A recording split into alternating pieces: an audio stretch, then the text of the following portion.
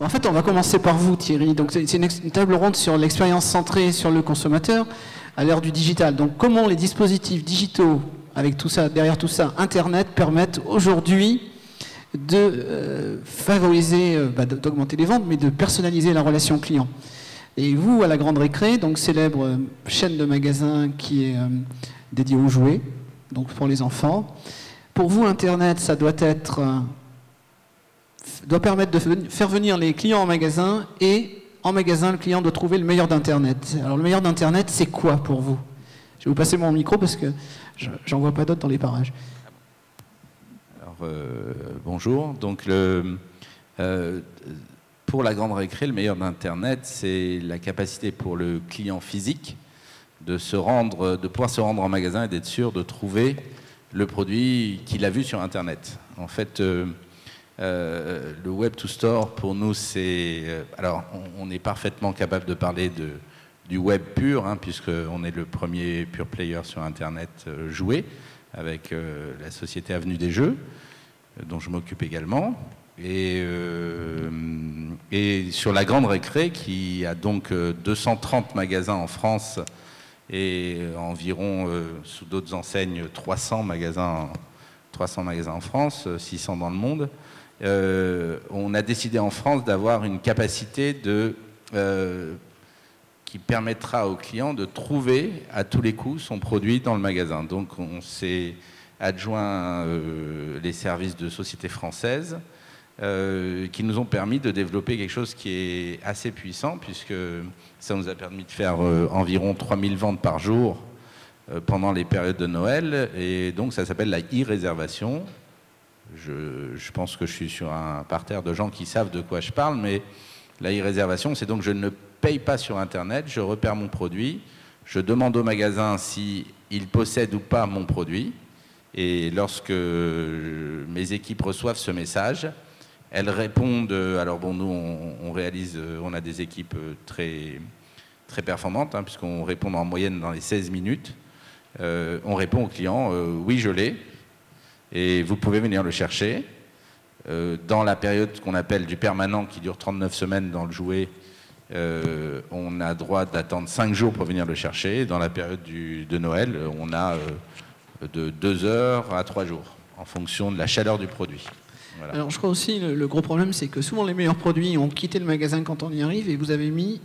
Oui, alors c'est précisément le principe du monde du jouet, hein, parce qu'autrement il y aurait bien entendu beaucoup plus d'acteurs dans le jouet en France si le jouet était facile à opérer. En fait, le jouet, c'est un métier rupturiste par essence, c'est-à-dire qu'en fait nos fournisseurs annoncent le nombre de pièces qu'ils vont mettre sur le marché chaque année.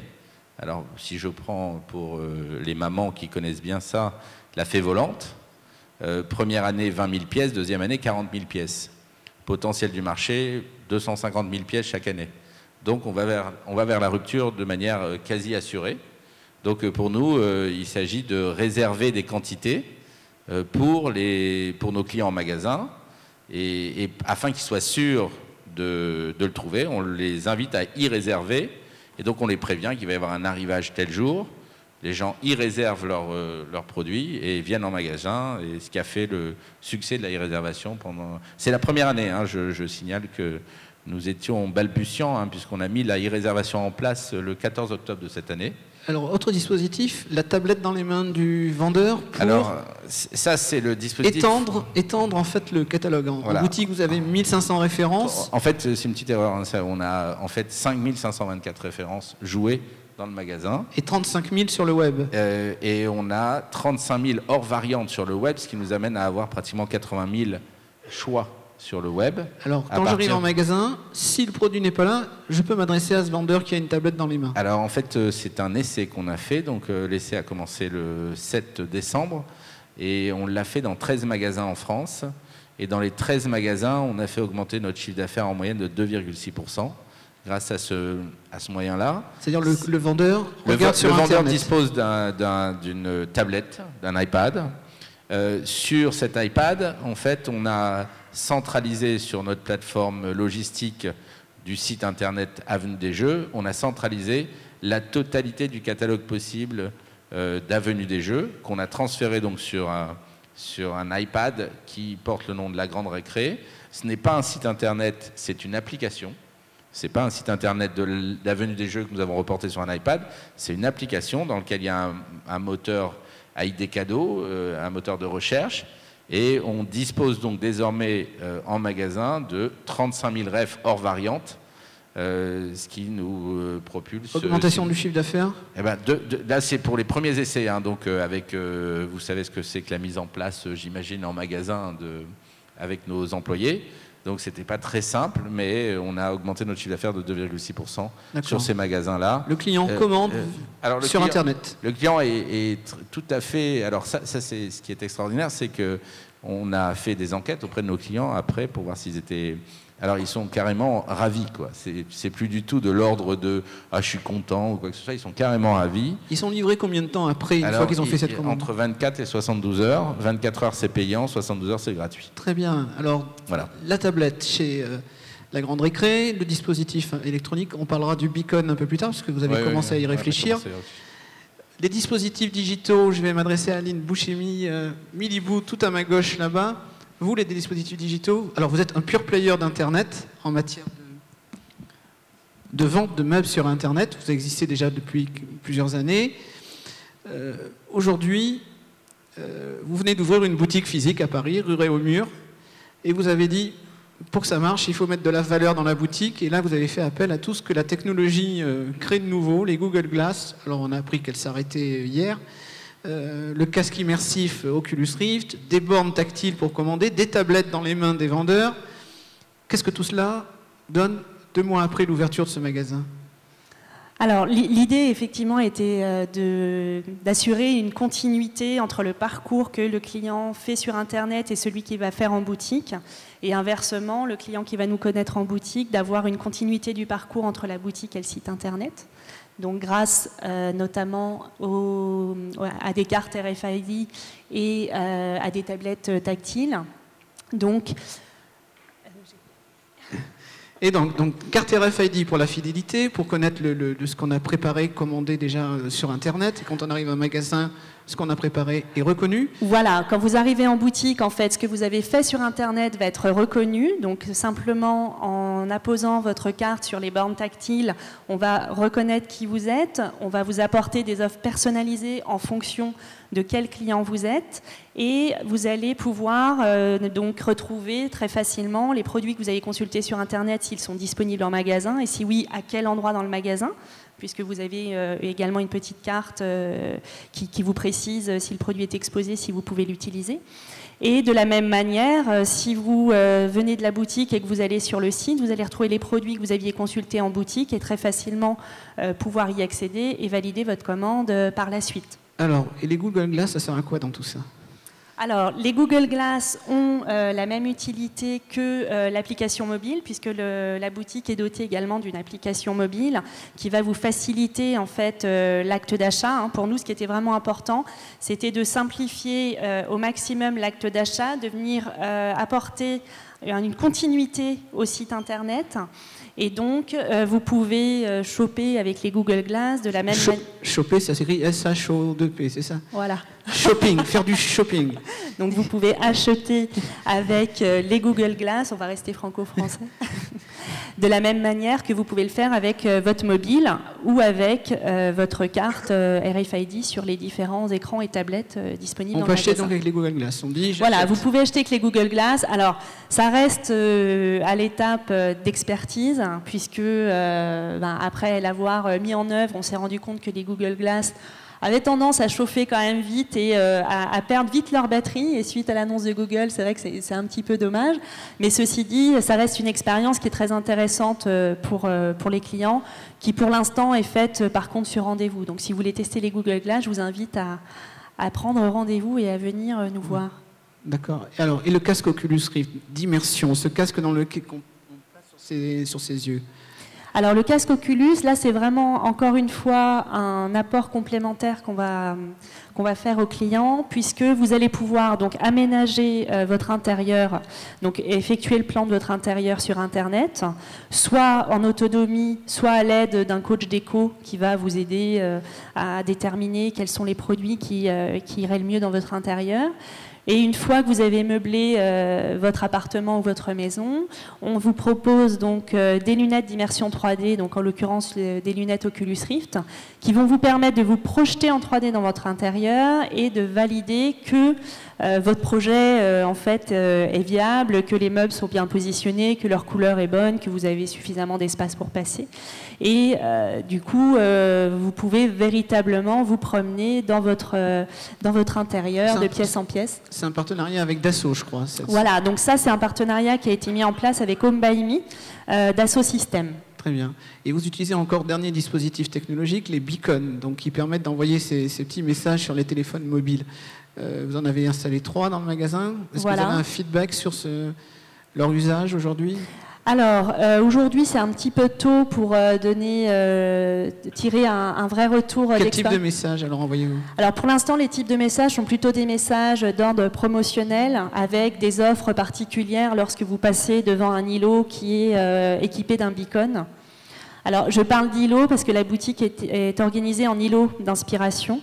Et devant chaque îlot, vous avez une petite tablette qui va reprendre uniquement les produits que vous avez devant vous. Donc, on vous facilite vraiment la recherche des produits en vous donnant accès uniquement à ce que vous avez sous les yeux sans venir vous polluer de tout un tas d'autres produits. Et si ensuite vous ne trouvez pas dans la boutique les produits exposés, puisque sur 600 mètres carrés, on a plus de 2500 références de mobilier, c'est pas possible de tout exposer. Donc là, vous avez accès à des grands écrans tactiles qui ont été conçus pour une navigation en boutique, qui vous permettent de retrouver dans le détail le produit que vous recherchez et de la même manière qui va vous permettre aussi de savoir si le produit que vous êtes en train de consulter, il est quelque part dans la boutique, puisque vous avez pu passer à côté sans le vouloir. Alors le beacon, on va poser la question à Patricia Moton, qui est donc chez Yves Rocher. Oui, bonjour. Merci. Donc chez Yves Rocher, Patricia, vous le testez aussi à une plus grande échelle que chez Milibou, parce que 3 beacons, c'est un début, c'est une expérimentation. Et vous l'avez lancé en Pologne, qui est une zone un petit peu exploratoire pour Yves Rocher. Oui, tout à fait. Donc, chez nous, les iBeacon se placent dans la stratégie qui est centrée autour de la cliente. Donc, nous avons trouvé ce projet très intéressant il y a déjà plus de 6 mois. Donc effectivement, ce projet répond à trois objectifs. Celui de rendre service à la cliente. Donc tout d'abord via l'application. Donc pour utiliser l'iBeacon, il faut bien sûr tout d'abord lancer une application. Donc nous avons lancé une application autour de tout ce qui est Web to Store. Donc on va driver la cliente avec des offres spéciales sur cette application vers les magasins. La consommatrice va aussi trouver 13 autres fonctionnalités. Donc ça, c'était le premier objectif, avoir la marque toujours présente dans la poche de la consommatrice. Le deuxième objectif de iBeacon et du géofencing, qui est donc lié à notre application, est celui de communiquer avec la consommatrice d'une manière plus personnalisée, puisque là, on s'adresse effectivement à une cible qui connaît notre marque, qui a téléchargé l'application, qui vient dans notre boutique. Donc là, tout un champ de possibles s'ouvre à nous via des cas d'usage que nous avons imaginés et que nous allons mettre en place petit à petit, puisque effectivement c'est une technologie assez jeune encore. Donc nous apprenons en même temps que les fournisseurs qui nous accompagnent développent au fur et à mesure et performent sur ce sujet-là. Et le troisième point était celui d'avoir une relation personnalisée, puisque nous voudrions envoyer des messages le plus personnalisés possible dans notre stratégie multicanal, puisque là on est donc chez Yves Rocher avec plusieurs canaux de distribution et pour nous le iBeacon est vraiment un nouveau canal de communication qui doit se placer en dernier maillon de tout ce qui sera envoi de mailing papier, ensuite de newsletter, de SMS, et les messages push via l'iBeacon arrivent en dernier échelon et touchent vraiment une cible très limitée pour le moment, puisqu'on touche seulement les personnes ayant téléchargé l'application. Voilà, ça fait partie des contraintes de cette technologie-là aujourd'hui, mais bien sûr nous avons voulu la tester le plus tôt possible, puisqu'on est dans un esprit où plus tôt nous allons la tester, plus tôt nous allons être à l'aise avec cette technologie-là, plus vite dans le futur, on pourra mettre en place des cas d'usage encore plus intéressants, encore plus poussés, accueillir les clientes avec des messages personnalisés, etc. Et nous avons choisi la Pologne en fait comme centre de test pour le Proof of Concept, puisque c'est un pays qui répond parfaitement et qui est très preneur de tout ce qui est nouvelles technologies. Les consommatrices adorent ça. Et si les tests continuent à performer tels qu'ils performent, on installera ces iBeacons et le géofencing dans des territoires comme l'Afrique ou les dom-toms. Et la France ? Et la France, effectivement, travaille en parallèle donc, avec nos équipes France pour étudier les cas d'usage qu'on pourrait mettre en place en France donc la France va s'appuyer sur nos tests, sur nos essais. J'entends que c'est quand même pas si simple que ça. Hein. Vous dites, vous développez les usages en même temps que les fournisseurs de technologie développent leurs offres. Oui, exactement. Là, on a pu le sentir au cours des 6 derniers mois où nous avons installé iBeacon, etc., etc. Donc, on évolue vraiment, en tout cas pour notre part, en parallèle, en collaboration très intéressante et qui nous ouvre tous les jours des nouveaux champs possibles, oui, avec nos agences. Vous avez entendu la table ronde de ce matin, Vente Privée lance un service Beacon, avait l'air plus rassuré et plus rassurant que ce que vous indiquez. Ils lancent ça à plus grande échelle, effectivement, ils ont 3 millions de téléchargements de l'application, donc forcément une plus grosse cible, une plus grande cible. Là, pour notre cas, on est sur l'Europe de l'Est, donc aussi il faut recentrer le contexte. Et voilà, à moindre échelle, on n'a pas 1500 points de vente comme Vente Privée l'annonçait pour leur part. Donc voilà, c'est des tests à petite échelle, mais avec un avenir positif à nos yeux. D'accord. Alors ce mobile là qu'on détecte avec des beacons, Barbara Dalibard, vous en charge des voyageurs à la SNCF, ce mobile, ça va devenir pour vous le compagnon intermodal. Alors vous allez nous dire ce que c'est intermodal du voyageur, sachant que vous avez 10 millions de voyageurs sur vos lignes tous les jours. Voilà, alors effectivement, nous, on a le challenge de transporter des flux énormes, 10 millions de voyageurs par jour, et puis en même temps, chaque client, vous voulez être reconnu, hein, et qu'on sache effectivement quels sont vos besoins, que vous soyez voyageur d'un TGV, d'un TER, d'un Transilien, d'un RER, etc. Donc, le mobile, en fait, devient... et certains opérateurs télécoms l'avaient vu il y a assez longtemps, ce qu'on a le remote control for life, hein, c'est-à-dire effectivement, j'ai mon compagnon dans ma poche qui va m'aider à voyager de façon fluide, à avoir de l'information en temps réel. Et effectivement, le challenge qu'on a aussi, c'est le temps réel, c'est-à-dire qu'aujourd'hui, sans doute à cause des outils digitaux, plus personne ne supporte de perdre du temps. Donc effectivement, l'immédiateté, c'est au cœur de la vie des gens et au cœur de notre vie, évidemment, à la SNCF. Donc nous, notre challenge, c'est à la fois en termes d'information du voyageur, de pouvoir intégrer l'information de bout en bout, de lui permettre, quand il réserve, de réserver de bout en bout, en intégrant différents modes de transport, les nôtres, mais pas seulement, hein, de pouvoir effectivement faciliter la vie du client, et puis ensuite de pouvoir l'aider finalement à programmer, j'allais dire un petit peu, toute sa mobilité de façon systématique, et on a beaucoup de projets là-dessus. Voilà. Donc le mobile est au cœur, mais pas que. Ah bon, d'accord. Ouais. Quels sont les autres enjeux? Alors, mais pas que, parce que je pense qu'effectivement, en fonction de l'usage que vous faites, il y a des moments où vous avez envie de sortir votre mobile. Par exemple, on a un projet sur la billettique qui est un projet qu'on a en commun avec la RATP d'ailleurs, et des opérateurs télécoms, et puis Gemalto, qui est d'intégrer le NFC. Donc le NFC, ça va vous permettre quoi? Ça va vous permettre demain de prendre jusqu'à 16 billets, je dirais, dans votre mobile, mais aussi sur une carte, et puis de pouvoir effectivement passer les portillons, rentrer dans un TGV, être reconnu, et qu'on sache effectivement à tout moment comment vous informer sur ce qui vous arrive. Voilà. Donc le client, en fonction de son contexte, il va vouloir sortir son mobile, ou il va se dire peut-être c'est plus sérieux de sortir ma carte, ou moins dangereux, ou je ne vais pas me le faire piquer. Donc effectivement, l'idée, c'est de lui donner le choix, mais en même temps de tout permettre sur le mobile, et en particulier d'être capable, s'il le souhaite, je dis bien s'il le souhaite, avec par exemple la géolocalisation, de lui dire voilà, on sait, cher client, que vous êtes à tel endroit dans le RER à Châtelet. Bon, il se trouve qu'il y a eu un accident sur la ligne ou un colis suspect. Eh bien, on va vous aider à vous réorienter en temps réel pour vous permettre effectivement d'avoir plus de fluidité dans votre parcours. Très bien. Alors vous avez aussi un labo interne, enfin moi j'ai compris comme ça, Ouais. IDTGV. Alors c'est un de nos labos, oui. Et alors, les Google Glass sont un petit peu dans l'air du temps aujourd'hui, même si elles sont arrêtées hier. Vous les avez testées. Je suis curieux de savoir votre feedback sur cet usage. Vos contrôleurs étaient équipés de cette technologie. De Google. Alors effectivement, on a IDTGV, c'est finalement une petite entreprise ferroviaire avec un nombre de trains raisonnable. En fait, on peut faire des tests, se dire ça marche pas. On l'a fait sur la restauration, par exemple, puis après déployer. Voilà. Donc il y a eu un test effectivement d'équiper les chefs de bord de Google Glass pour qu'ils puissent à la fois avoir une relation avec le client et puis en même temps qu'ils récupèrent toute l'information sur le client, son billet, pour être capable de l'informer encore mieux. Donc on était en train de tester.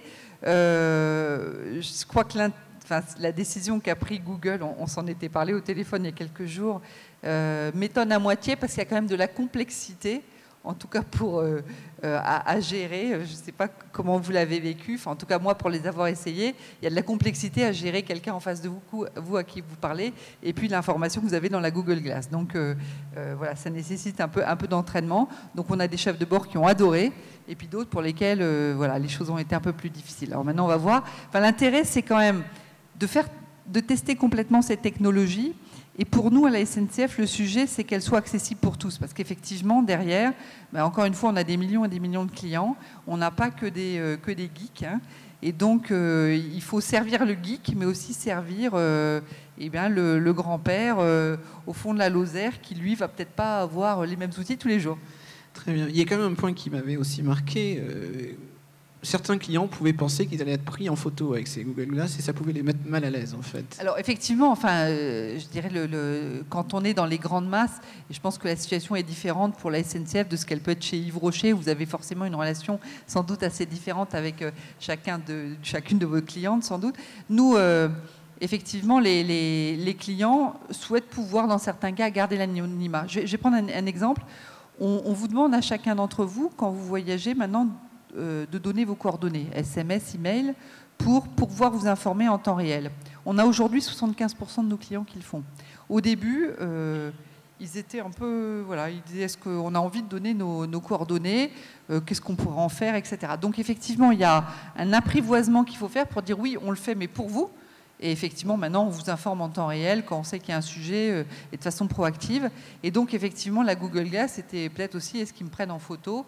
Et on a quand même quelques fraudeurs aussi dans les trains. Alors ça, c'est aussi, on va utiliser de nouvelles technologies pour aider à les repérer, pour vous permettre à tous de voyager sereinement. Alors, que devient le projet de reconnaissance faciale des fraudeurs que vous aviez évoqué? Alors, c'était pas un projet. En fait, on avait lancé un appel à idées. On aime bien ça, la SNCF, de dire, voilà, on voulait avoir un embarquement dans les TGV, et pas seulement fluide. Et donc, on a demandé à des grands industriels, souvent dans le domaine des nouvelles technologies, de dire, voilà, comment est-ce que vous feriez pour à la fois nous permettre d'embarquer 1000 personnes dans un train très vite, et puis en même temps, reconnaître chaque client. Alors les grands clients, leur faire un parcours très fluide. Et puis sachant qu'on a des clients qui arrivent 2 minutes avant, hein, donc tout le monde n'est pas complètement discipliné. Et puis en même temps, détecter les fraudeurs. Alors on a eu des gens qui nous ont fait des propositions, j'allais dire assez classiques, de portillons peut-être, alors de plus en plus intelligents, mais quand même des portillons, donc il y a un peu de physique. Et il y en a qui nous ont dit on va tout faire à bord avec les outils digitaux, mais ça nous intéressait un peu moyennement, parce qu'une fois que le fraudeur est à bord, c'est difficile de le faire sortir hein, quand le train est parti. Et puis on en a qui nous ont dit, avec les nouvelles technos, on va pouvoir faire de la reconnaissance faciale, regarder le comportement du client, celui qui va se comporter un peu bizarrement, et vous dire, voilà, on va l'entourer d'un petit halo, là, en gare. Comme ça, les chefs, les agents d'escale pourront dire, tiens, Patrick, là, tu as un comportement un peu bizarre, on va t'arrêter. Bon, voilà. On n'a pas, je vous rassure, nous ne l'avons pas retenu en première analyse. Ça se fait au Japon, mais on s'est dit qu'effectivement, c'était un petit peu loin encore de nos capacités, ou de nos envies, en fait. Très bien, une personnalisation effectivement un peu poussée. Justement, la personnalisation, Patrick Hofstetter, vous êtes en charge du digital chez Renault. La personnalisation, ce que vous évoquez aujourd'hui comme étant un des enjeux de la relation client pour Renault, au travers de moments clés. Aujourd'hui, sur votre chantier, c'est cette démarche-là, personnaliser la relation client. Oui, c'est-à-dire qu'on est parti... Un des grands mouvements, je dirais presque culturels, qu'on est en train d'opérer chez Renault, c'est justement de passer d'une culture extrêmement, ce qui est assez fréquent chez l'industriel, très product-centric, à justement une culture customer-centric. Donc culture customer-centric, c'est-à-dire qu'on part du client, Et donc historiquement, on a commencé par aller justement sur le terrain, se rapprocher des clients et de comprendre leurs attentes. Et donc on a fait tout un chantier avec à la fois un mélange de groupes Cali et Canty dans différents pays, puisque je rappelle que Renault est présent dans presque 200 pays dans le monde entier, avec des offres de produits, des situations à la fois en termes d'offres de produits, en termes de réseau de distribution, etc., extrêmement disparates. Donc c'est toujours important pour nous au siège d'avoir cette vision globale. On a sorti quoi? On a sorti ce qu'on a appelé les Moments of Truth. Donc on reprend l'ensemble du parcours client, on regarde les grandes étapes clés, et en fait on a identifié entre les premières recherches sur Internet jusqu'au réachat de véhicules 7 grands moments. Et à travers ces 7 grandes étapes, on a regardé à la fois en termes de micro-événements quelles étaient l'importance de ces points de contact du client perçus par le client, et en parallèle de ça, quelle était la satisfaction de ces clients par rapport à l'expérience Renault, ce qui nous a permis de prioriser justement les points chauds, les points durs. Et on parlait de tendances, et sans surprise, les 3 ou 4 grandes tendances qui sont ressorties, c'est la tendance autour du mobile, ça c'est clair. Donc j'adhère totalement sur le fait qu'aujourd'hui, il est clair que le smartphone devient un remote control, et justement là-dessus, on est en train de travailler sur comment utiliser ce remote control par rapport à un usage de voiture. Donc typiquement, on est en train de travailler par exemple sur la possibilité d'ouvrir à distance sa voiture, de préchauffer, ce qui est d'actualité, sa voiture quelques minutes avant de rentrer dans le parking, etc. Deuxième grande tendance, c'est la tendance autour de tout ce qui est interaction sociale et autres. Et typiquement, par rapport à ça, on a développé par exemple tout ce qui tourne autour du web to chat, avec des pilotes aussi un peu plus avancés où on va au-delà du web to chat, où on peut mettre en contact quelqu'un qui est en train de surfer sur notre site web, directement en contact avec un concessionnaire. On a fait par exemple récemment un test en Turquie, avec 3 concessionnaires à Istanbul, où là, on pouvait même mettre en place de la vidéo, où en fait le client a la possibilité de voir l'intérieur de la voiture, etc., grâce au concessionnaire. Et puis donc, 3e tendance, très claire, autour de la personnalisation. C'est que sur la personnalisation, en même temps, on a été, alors c'est un peu la poule et l'œuf, on a été les premiers à incorporer ça dans notre stratégie marketing, notamment depuis 2012 avec le lancement de la nouvelle Clio, ou depuis le lancement de la nouvelle Clio, Capture ensuite, et les produits à venir, on joue énormément sur cet aspect déjà personnalisation du produit. Par exemple, sur Capture, vous avez plus de 200 combinatoires possibles en termes de packaging du produit.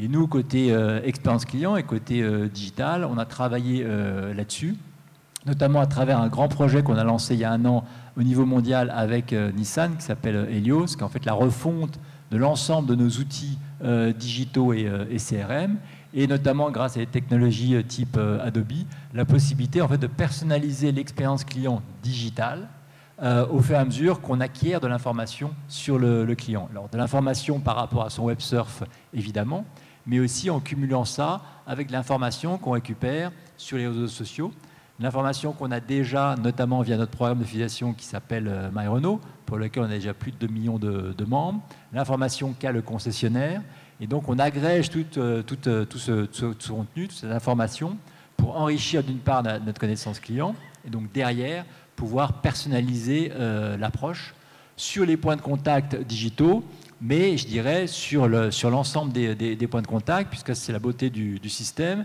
c'est que chaque enrichissement ou personnalisation du point de contact vient enrichir l'étape suivante. Et donc avec l'information, s'il appelle par exemple notre call center, on va récupérer l'information supplémentaire dont on pourra se servir plus tard, par exemple pour le concessionnaire quand vous arrivez en concession. Très bien, c'est des projets qui vont aboutir à quelle échéance? Voilà, alors ça, c'est passé par, je dirais, par l'eau.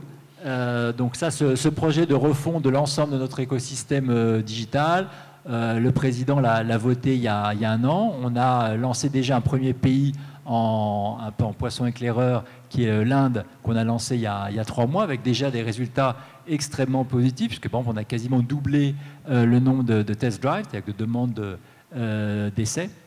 On va lancer la Turquie là, dans quelques jours, et on aura déployé nos 330 sites au niveau de l'alliance Renault-Nissan d'ici fin 2016. Sur la partie call center, c'est déjà quasiment entièrement abouti en termes de déploiement. Sur la partie dealer, sur la partie concessionnaire, ça c'est en cours de déploiement, avec notamment un gros projet en France. Donc voilà, on essaie de séquencer tout ça, sachant qu'en effet, un des gros travaux, c'est de pouvoir séquencer l'ensemble de ces différents chantiers, notamment vu du pays, pour faciliter le déploiement de ces projets, qui sont même des projets à la fois nouveaux, compliqués, parce qu'ils sont tous imbriqués entre eux, et puis où on a quand même besoin d'énormément d'expertise, à la fois, je dirais, technique, mais aussi ce qu'on sous-estime très souvent dans ce genre de projet, en termes de ce que j'appelle de change management. Parce que c'est quand même derrière, au-delà des outils, une nouvelle façon de faire du business. Et sachant qu'aujourd'hui, notre plus gros challenge, je dirais, au-delà de l'interne, c'est clairement l'accompagnement du réseau. Parce que le métier même de vendeur en concession, avec tout ça, est en train d'évoluer. Vous avez mis des tablettes dans les mains des vendeurs. Est-ce qu'il y a déjà des retours sur ce que ça donne, ou est-ce qu'elles sont dans un coin, comme dans certaines enseignes où les tablettes ne sont pas utilisées au final? Non, comme tout déploiement, pour oublier, on a 16 000 concessions dans le monde. Donc évidemment, il n'y a pas une réponse univoque. Je dirais qu'au global, le résultat est plutôt positif. C'est clair qu'on a eu à la fois des problèmes techniques, tout bêtement des problèmes de connexion Internet dans certaines concessions, notamment dans certains pays. Deuxièmement, et surtout des problèmes de change management, donc il a fallu expliquer, réexpliquer, réexpliquer l'intérêt. Par contre, comme monsieur, c'est clair que ceux qui l'ont vraiment adopté sont véritablement emballés. Ils voient vraiment tout l'intérêt. Merci beaucoup, Patrick. Alors, le web, on en parle, c'est un des canaux privilégiés qui change un petit peu la manière de faire du business. Et vous, Pascal Morvan de Sparco, vous dites, bah oui, mais déjà là, il y a déjà des silos, même ne serait-ce que dans le web. On envoie une newsletter pour une promotion et le client arrive sur le web et il ne trouve plus sa promo. Ouais. Souvent, je dis aux gens que pendant très très longtemps, le commerçant se posait la question de savoir comment il allait vendre son produit. Je pense qu'aujourd'hui, la vraie question à se poser, c'est comment je vais aider le client à le trouver et le trouver le plus rapidement possible. C'est vrai qu'aujourd'hui, on a plutôt tendance à créer de nouveaux points de contact, voilà, le mobile, les applis, etc. Et on démultiplie le nombre de points de contact et il n'y a pas forcément aujourd'hui de cohérence entre l'ensemble de ces points de contact. On est très silo. Je donne souvent cet exemple sur la newsletter. Moi, en tant que client, je reçois très très souvent des newsletters. Je me dis, le marketing a super bien bossé, ils m'ont trouvé les bons produits, etc. Comment le client réagit? Le client, il clique sur le premier produit dans cette newsletter, puis il arrive sur la fiche produit. Puis après, il est sur un nouveau canal qui est le web. Comment fait-il pour retrouver les 6 ou 7 autres produits qui avaient été très intelligemment choisis par le marketing? Il reste et il navigue et il ne retrouve pas les produits. Donc quand je dis il faut aider le client, c'est bien dans cette logique-là. Il faut assurer et faire en sorte que si je communique sur une newsletter, je sélectionne des produits, que le client très très rapidement sur le web puisse aussi retrouver très rapidement ces produits. Et là, on parle beaucoup aujourd'hui de ces notions de personnalisation. On dit qu'il faut personnaliser l'expérience client pour ramener le plus rapidement possible le bon produit. Quand vous êtes un commerçant avec des catalogues très très importants, moi j'ai certains de mes clients qui distribuent plus de 400 marques, d'accord? Et si je prends l'exemple dans le vestimentaire, 400 marques, c'est des styles vestimentaires totalement différents. On ne peut pas mettre tous les produits de tous les styles, de toutes les marques en évidence sur ces canaux digitaux. Donc il faut bien faire un choix pour être capable de se dire, tiens, je dois remonter très rapidement les bons produits. Et comment on va être capable aujourd'hui de faire tout ça? Par des choses très très simples. Aujourd'hui, on collecte beaucoup de données. Tous les gens créent des CRM, collectent de la donnée, segmentent les clients, scorent les clients. Puis on s'en sert souvent pour faire des parcours clients à travers des solutions d'emailing. On dit, voilà, à tel moment, je vais faire telle chose et telle chose. Puis quand j'arrive sur le web ou sur une borne, je ne retrouve pas cette information. Donc c'est de faire en sorte que la donnée client, je dois être capable de l'utiliser sur l'ensemble des points de contact. La deuxième chose, je dis souvent, c'est que sur les canaux digitaux, il faut faire un petit peu comme fait un vendeur. C'est très impersonnel, le digital. Mais si je vais dans une boutique, le vendeur, il m'écoute. Le vendeur, il m'écoute si aujourd'hui, c'est la mode des costumes verts, d'accord, on met du vert partout. Sauf que si je n'aime pas le vert, que je ne réagis pas à cette offre, d'accord, dans un magasin, je vais dire au vendeur, non, je déteste le vert. il va m'orienter, il va me guider dans le magasin de façon totalement différente par rapport à ce que je lui ai dit. Sur le web, on dit plein de choses. On dit exactement la même chose. Je regarde des produits, je clique, je ne clique pas, je regarde un certain nombre d'informations. De regarder un produit, je suis aussi capable de détecter des appétences. Voilà, un vendeur me voit arriver dans un magasin, il voit que je suis habillé plutôt en slim ou en baggy. Et il va m'orienter dans le magasin en tenant compte de ça. Sur le web, je regarde des pantalons, c'est des slim ou des baggy. Je dois, pareil, scénariser mon offre pour être capable de remonter correctement l'information. Troisième point, je finis juste un dernier point qui est souvent très très important, c'est ce que j'appelle moi l'origine du contact. Comment le client est venu sur le canal digital, d'accord ? Les commerçants dépensent beaucoup d'argent dans les AdWords, dans les campagnes, l'affiliation, etc. Et puis de là, c'est la même chose. On m'amène vers un produit, et puis après, on a complètement oublié pourquoi j'étais venu. L'idée des solutions de Sparko, c'est de réconcilier tout ça en proposant de la personnalisation pour pouvoir utiliser l'ensemble de ces types de données. Merci beaucoup. Personnalisation du site web, c'est ce que vous aviez évoqué aussi. Vous en êtes où, Patrick Hochetter, chez Renault? Est-ce que vous enregistrez le parcours, l'historique de navigation de chacun des internautes qui a pu venir et vous lui proposez une interface adaptée? Oui, maintenant, comme je vous disais, c'est live en Inde là, depuis 3 mois, ou avec la technologie AIM d'Adobe.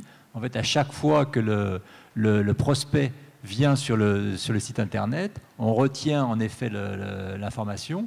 Et donc, il est clair qu'en fonction, comme disait monsieur, de là où il va cliquer, les pages qu'il va consulter, on va derrière lui pousser de l'information plus précise, soit en termes d'offres, soit tout bêtement, ce qui est quand même une demande forte sur Internet, en termes de localisation, notamment sur tout ce qui est ce qu'on appelle dealer locator, donc la localisation de son concessionnaire. Alors moi, en vous ayant tous écouté, j'ai l'impression que aussi au cœur de tout ça, il y a les stratégies omnicanales. Pour avoir une stratégie omnicanale, il faut souvent une base centrale, vision 360 degrés de ses clients. Ça va être plus ou moins facile selon la taille de l'entreprise. La SNCF, vous en êtes où sur ce chemin? Est-ce que c'est un chemin que vous prenez, la base centrale des... Oui, tout à fait. Alors, 83% des Français ont pris le TGV. 83% des Français ont pris le TGV un jour, absolument. Donc nous, le parti pris, ça a été de commencer par la carte voyageur. Vous connaissez peut-être. En fait, c'est une carte qu'on enrichit au fur et à mesure, qui est votre billet et qui permet effectivement de savoir... d'abord, comment vous voyagez et puis ce que vous aimez. C'est-à-dire qu'effectivement, on vous dit, tiens, t'aimes bien quoi? Aller en Bretagne, donc je vais te pousser des offres sur la Bretagne. Donc ça, c'est assez classique.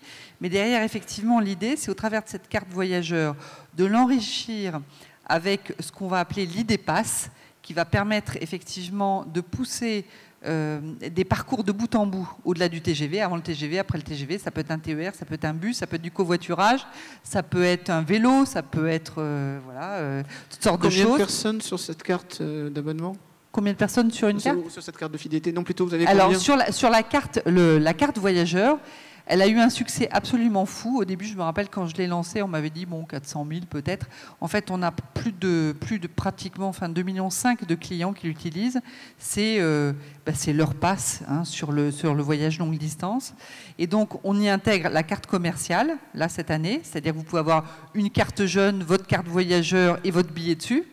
C'est 3 en 1. Tout ça dans le mobile. Et la même année, on fait ID-Pass. Et donc, d'abord, elle est déjà dans le mobile. Et après, avec l'ID-Pass, vous allez pouvoir faire, et avec le NFC, le bus, le métro, le vélo, l'autolib et tout ce que vous voulez, plus le train, sur la même carte. Et donc, finalement, c'est le passeport pour la mobilité de bout en bout, qu'on va mettre, personnalisé. Et je reviens sur ce que disait Patrick. En fait, nous, on a un sujet de personnalisation, mais aussi de contextualisation. C'est-à-dire, je reviens sur ce que je disais tout à l'heure, c'est je sais, cher client, tu m'as dit que tu prenais le RER D, que tu prenais un TGV Gare du Nord, etc. Je sais que tu es à cet endroit, je sais à peu près ce que tu as envie de faire en mobilité, je vais t'envoyer de l'information qui va te permettre effectivement d'être le plus efficace possible dans ton transport. Très bien. Et à la Grande Récré, vous en êtes où sur cette base centrale? Est-ce que vous la construisez? Ouais, en fait, omnicanal. Est-ce que la stratégie omnicanal va être refondue cette année chez vous? Complètement, oui, effectivement. Donc, on a commencé en octobre de l'année dernière. On n'avait pas de base CRM auparavant. En fait, on n'était pas une entreprise très digitale il y a 20 mois. Et on a fait un bond en 20 mois pour digitaliser pour avoir une stratégie digitale. Et on est passé de... Donc hier soir, on avait 1 400 000 clients dans la base clients de la Grande Récré qui ont été acquis en 13 mois. Donc c'est assez symptomatique d'une envie d'être client fidèle chez la Grande Récré. Et donc au départ, pour que tout ça soit simplifié, on a évité de lier la base magasin et la base digitale parce qu'il y avait certaines complications. Vous savez, les plateformes ne sont pas toutes simples. Il faut beaucoup d'ingénieurs, beaucoup d'heures de travail et beaucoup de journées qui nous coûtent des budgets de fou.